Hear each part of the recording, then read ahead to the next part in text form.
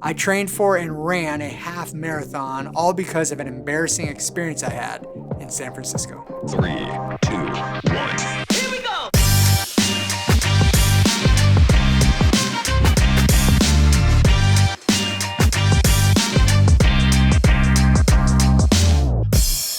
Hey everybody, welcome to a brand new episode of The Sticker. My name is AJ and I'm a video director based in Atlanta, and one of my trips at the end of 2019 took me to San Francisco. I've been there several times, I know most people have, and so I actually didn't do any of the tourist things or any of that stuff on this trip. This trip was pretty focused on work except for one experience, and that experience actually had a pretty big impact on my life.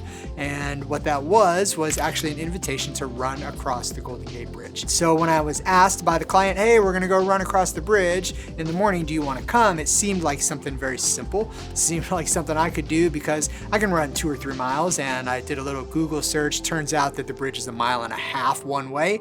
So there and back seems like something I should be able to do. So I said, yes, I'll see you in the morning. We're up bright and early. It's dark, it's so cold. Now our hotel had an amazing view of the bridge, and it felt like the bridge was right across the road. And so we take off out the hotel, and I'm thinking that a few steps from now, maybe a quarter of a mile, we should be on the bridge. Well, it turns out that we were 2 miles from the bridge, maybe even a little bit more. We even got lost on the way.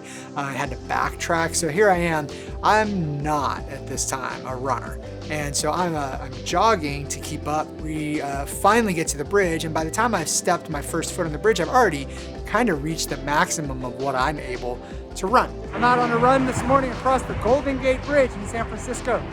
3 miles across the bridge. By the time I get about halfway across, my legs have given out. I've pushed myself too far already. So I say, hey, just go and I'll catch up. I walk the rest of the way across the bridge. I touch the other side. And I'm headed back, and I'm trying to run every once in a while. But now, more than anything, I'm hurting, but I'm really, honestly, more than that, I was embarrassed that there was something that I couldn't do. And so by the time I get home, I fly home, my knees, everything hurt on the flight. My wife says, hey, I'm signing myself up to running this half marathon. Do you want to do it with me? And I thought, well, I can't turn that down, and obviously I need to get in shape.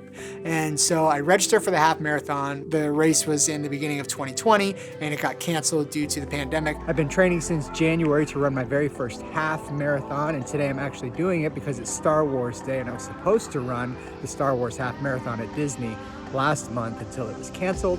So today I'm running my own half marathon. I finished my training and still ran the half marathon on schedule. Just past the 13.1 mark, my first half marathon officially done.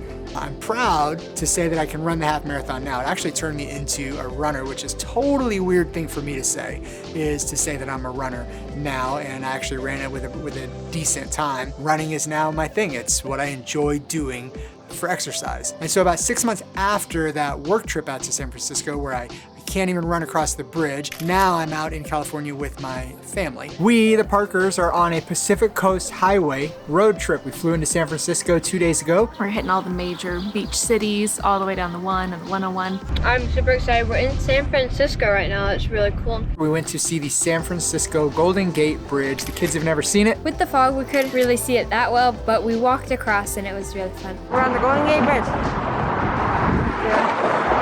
This is insane. We walk out on the bridge and I say, this is where your dad had this moment and decided to become a runner and to change my fitness routine, and I'm going through this great, dad moment. And the kids, of course, are glazing over, and they just wanna get on to the next thing.